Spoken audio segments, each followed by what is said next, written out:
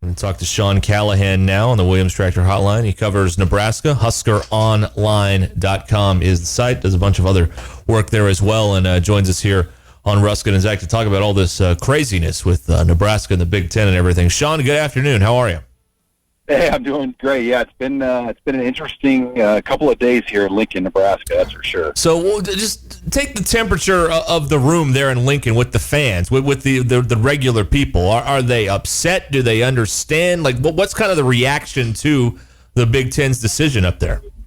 Yeah, I mean, there's no question. Nebraska fans, administrators, coaches, everybody in this state is. I mean, I compare it to Arkansas. I mean, there's no pro sports here in this state, and Nebraska athletics drives everything in this state from a day-to-day basis, and sports talk radio, everything we do. So there's no doubt, from the top all the way up to the top. I mean, there was a lot of disappointment. Not very many people saw this decision coming either. The thought going into Tuesday was it was going to be a meeting that they would delay and push the start of the season. In fact, I had multiple sources tell me that was what was going to happen. September 26th was going to be kind of the new approach, kind of match it up with what the Big 12 and the SEC are doing, and kick the can down the road and evaluate the situation. And then, boom, it just dropped. Not only were they canceling, there's a possibility of spring practice coming forward. And I'm not even sure there was necessarily a formal vote done. I believe Big Ten Commissioner Kevin Warren really kind of made the call on this, the direction he wanted to take it. And trust me, there were, I think, a lot of disappointed people in that room around the conference. Nebraska, Scott Frost came out pretty critically on Monday, and it's interesting to me that it was met with criticism from guys like Michael Wilbon and Desmond Howard. I mean, it was just a guy fighting for his players and his and wanting to play football this year, and it was met with a lot of criticism, but it's the reality of kind of what's going on in the state. Sorry, my daughter's in the back seat, if you can hear her. You mentioned Desmond Howard. I mean, this is what happens in the Big Ten. This is old school Big Ten. I can't believe Nebraska's breaking ranks and speaking out on this stuff. I mean, they're telling Scott Frost he needs to apologize. What is Nebraska's next move? What are their options here to break free from this if they want to go play a 10-game schedule? Yeah, I mean, it's kind of said right now, if Nebraska goes on and plays their own schedule, they're out. And I can tell you right now, Nebraska has not conceded in this situation and said they're just going to take the sentence and play spring football here. There are several businesses in this town that will close down without Nebraska football. I mean, it runs so deep in this community, and it's more than just games. It's a way of life. It's a culture. It's standing up for what you believe in, and Nebraska, I don't think, fully believes that this is the right decision that's been made, and it's going to have a lot of negative impact in this state. And there's been literally silence out of the football offices in terms of on-the-record comments, and there is something brewing, and I'm going to be very curious where that goes. What direction that goes for Nebraska. Does it involve the Big 12? I could tell you there's probably a whole list of Group of 5 opponents, FCS opponents, that would play Nebraska because they need money as bad as everybody right now during this pandemic. Well, just as a follow-up, you mentioned that if Nebraska went and played on their own, that they're out. Do you think that's sort of a double standard? Because I think if Ohio State or Michigan decided that they were going to go play, that the Big Ten might back down from that. They wouldn't throw them out. They certainly are not going to throw them out. Do you feel there's a little bit of a double standard with Nebraska? Yeah, there's no question. I mean, it's kind of, I covered the Big Ten and the Big 8 for my entire life, and now I've been covering the Big Ten for 10 years, and it's just different, culturally and kind of the academic snootiness of the conference. And Nebraska is at the bottom of that totem pole in terms of academics, and they haven't won on the football field, so their voice is just not respected in this conference. Like it was maybe in the Big 12 or the Big 8, and they haven't won. So yeah, it's kind of like Nebraska is just the redneck cousin that walks into the country club. They're just not fully appreciated or respected, and they haven't been able to back it up for what they were brought into the league at this point. They've gone through their struggles, and I think it really upset Nebraska the way this all went down, because culturally it was just so different than what they believed. And I think the COVID-19 decision here for the conference really falls in line politically with where our country is. I mean, there are a lot of states that are totally okay with playing football and moving forward with college football, high school football, and then there are a lot of states that are not. And Nebraska, like Arkansas, there are states where they want to move forward and play, but there are states in this league that have a fully different viewpoint of COVID-19 and kind of the approach going forward. We're talking with Sean Callahan from HuskerOnline.com here on Ruska and Zach. Yeah, and I'm really glad that we're talking to you today because I agree with something you said earlier. Like, if the situation was flipped around and Arkansas was wanting to play games after the SEC canceled, and the media would have been yelling at Arkansas to shut up and just go along with it, and you don't have any right to say. I mean, these programs are pretty similar in that regard, I think. I mean, the disrespect level that's really been gross that I've seen towards Nebraska, certainly today, from some of the media elites. I don't like it, and one of the reasons I don't like it, Sean, is because if it was Arkansas in that position, the same thing would be happening. The media would be piling on Arkansas. Yeah, no doubt. I mean, it's Arkansas and Nebraska are pretty similar in the sense. I know you guys have Arkansas State there with football, but I think the Razorbacks and the Huskers are very similar dynamics, and that they've had a lot of history and a lot of prestige, but they haven't been able to do it recently. And in the Big Ten, it's Ohio State, it's Michigan, and then it's Penn State as well. And until Nebraska gets up to that level, it's pretty hard. And when Nebraska came in this league, they were picked to win it in their first year. When they left the Big 12, they were ranked in the top 10. They were the preseason picks to win it in 11 before Urban Meyer joined the league. And they obviously didn't win the league. They haven't won the league ever. But yeah, they just haven't lived up to their end of the bargain to earn that respect and voice. And Scott Frost is a very competent guy, very charismatic guy, very smart guy. And his words were well thought and what he said. And if Nick Saban came out, like you said, and said those things in the SEC, I mean, there would be people running through a wall and, praising Nick Saban. But yeah, I think the place at the table for Nebraska right now would be similar to Arkansas in the SEC West, particularly where, they just don't carry the same voice in this conference at this point. How desperate is the situation financially? I know we've had conversations about, if football doesn't happen here in Fayetteville, there are a lot of businesses in and around Fayetteville that are just going to shut their doors. I saw something just a little while ago. I think you may have retweeted it out. It was $260,000 for the local economy per game. That's $1.82 million a year just gone from the local economy, and that's just the stuff that we know about. Yeah, the 260 would have been just the recorded sales tax of the city of Lincoln, and then the little under $2 in revenues there. But I think it's much deeper and goes much more than that. I mean, Nebraska football, brings in, the whole athletic department brings in $130 million a year, give or take, depending on the numbers. And they make $55 million from the Big Ten television conference or deal, and then another $35 from tickets. They estimate anywhere from 80 to 120. It's just so hard to know how deep this is going to fall, and if they stick with what's going on and they play spring football and there's somehow a basketball season, there's so many unknowns, but football carries the torch. There's no question when you look at what it means to everything here, and it carries over to lots of things in this state outside of Lincoln too. I mean, restaurants, sports bars, apparel shops. You go down the line. I mean, this state stops for Nebraska football. I give about 50 public speeches a year around the state where I'm paid to come in and talk about Nebraska football for different groups and different things. I mean, there's just a huge demand for this product in this state, more so than really a lot of places in the country where guys in the media get paid to go talk about it in front of public groups and things. I mean, it's just a trickle-down effect of so many different things, and, the damage is really unmeasured. Sean Callahan's our guest, HuskerOnline.com, talking about the situation at Nebraska. So to go back to something you said a moment ago, Sean, so Nebraska is not just – this isn't over from Nebraska's standpoint. They are possibly finding some games this fall? Yeah, I mean, that's the plan. I know they've talked with North Dakota State.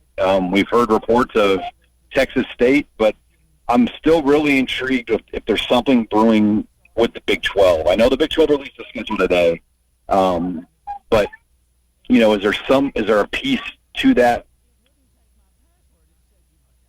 or is it just talk? Is it just kind of a balk at this point? And we'll see where Nebraska really wants to take this, because if they do this move, it's a life-changing move.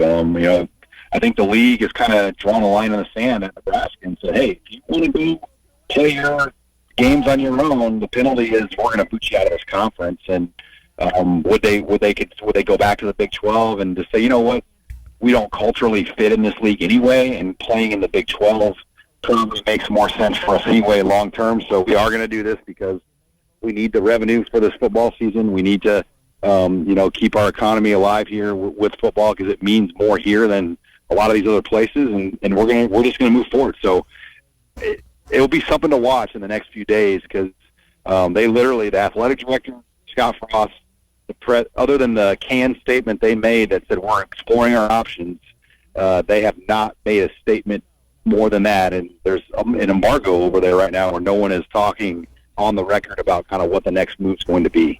What's the temperature of the rest of the league if Nebraska's exploring options? Obviously, is everybody just following Ohio State, Michigan, Wisconsin, and Penn State and saying, hey, we're going to get ready for the spring? Because Ryan Day was pretty vocal about being disappointed about this, and then today he comes out and he's like, well, I want to start right after January 1st and start the football season. Is there anybody else in that conference that sort of stepped up and said, hey, we want to play too? Well, Iowa and Penn State and Ohio State all, came out vocally, but, I think the difference is they probably wouldn't have the option Nebraska would have. So you're in a dangerous spot. I don't know if the other Nebraska is fortunate that they could probably go back to the Big 12, and, it wouldn't be as much money, but it'd be close. So they have a little bit more leverage, I think, in that sense, and maybe some of the other Big Ten programs, because of their geography, where they really are in the Big 12, but they play in the Big Ten. The closest drive is Iowa from Lincoln, and it's about 4.5 hours. And then every other divisional game is 8 to 10 hour, 11-hour drive from Lincoln. So they are an outpost in this conference in a lot of respects, kind of like West Virginia, almost in the Big 12 now. So it is interesting in that respect, but maybe cooler heads will prevail, and they'll say, you know what, we can't really afford to do this. But if the Big 12 goes forward and plays football and they offer an opportunity and Nebraska looks at things, maybe they will. It will be something, I think, very, very intriguing to watch here down the road. It seems almost inconceivable that Iowa State could put together a season and play, but Iowa can't. And then you've got Kansas State, and then the only one in that Midwestern state region that doesn't play is Nebraska. That just doesn't make a whole lot of sense. It feels like, you were talking about Nebraska being a better fit geographically in the Big 12. I think the Big 12 would welcome them back with open arms. How about this, guys? Nebraska and Arkansas to the Big 12 together. That has been Arkansas traded financial, competitiveness for financial stability when they joined the SEC. Oh, the Big 12 is a better geographical fit, but the SEC is just so lucrative. They're getting their head kicked in year out to have, very nice buildings on campus. Oh. Yeah, that's kind of what's going on here too, though. Nebraska literally is building a $156 million football facility complex that was supposed to break ground in June, but they had to hold it off because of COVID-19, just because the optics of putting a shovel in the ground for that project would have been pretty bad. But yeah, they have been able to rebuild every facility on this campus over the last several years, and that's the Big Ten money. But yeah, after a certain point, is what's more important: culture, way of life, money.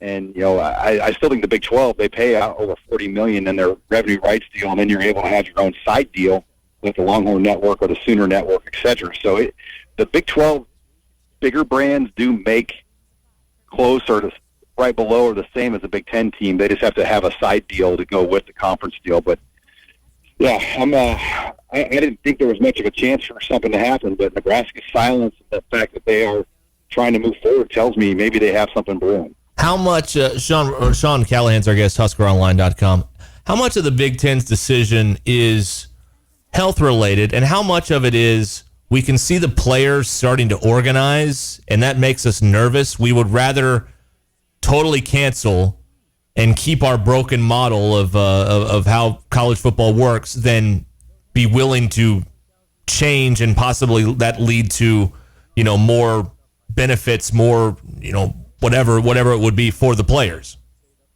I think that's an element of it. Honestly, I think the COVID-19 dynamics are as big of a reason as anything. I mean, Nebraska, for example, they had 30 or 40 guys here that never left Lincoln, and they trained on their own, and Nebraska provided meals and food for them the entire pandemic. Then by the end of April, beginning of May, the Huskers had their entire team back a month before they were allowed to go in their weight room, and guys still worked out and trained at their own location on their own.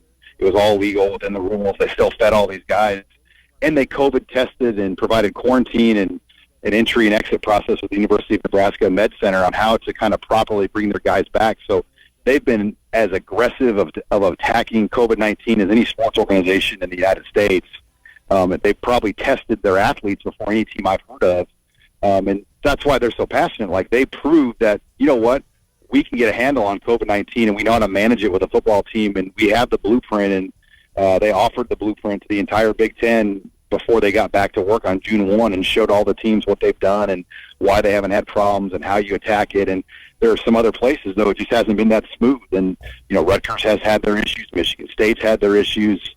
And, you know, I think how COVID-19 is viewed in your state is kind of slowed down some of these Big Ten programs, because the dynamics politically of advancing through COVID in a state that has strong regulations against trying to move your state forward through COVID-19, those football programs have suffered. I mean, think about this, guys. Fresno State in the Mountain West, they have not had their players on campus since March. So the decision by the Mountain West to cancel shouldn't come as a surprise to anybody. Fresno State literally hasn't had a player with the new coaching staff on the campus since the spring.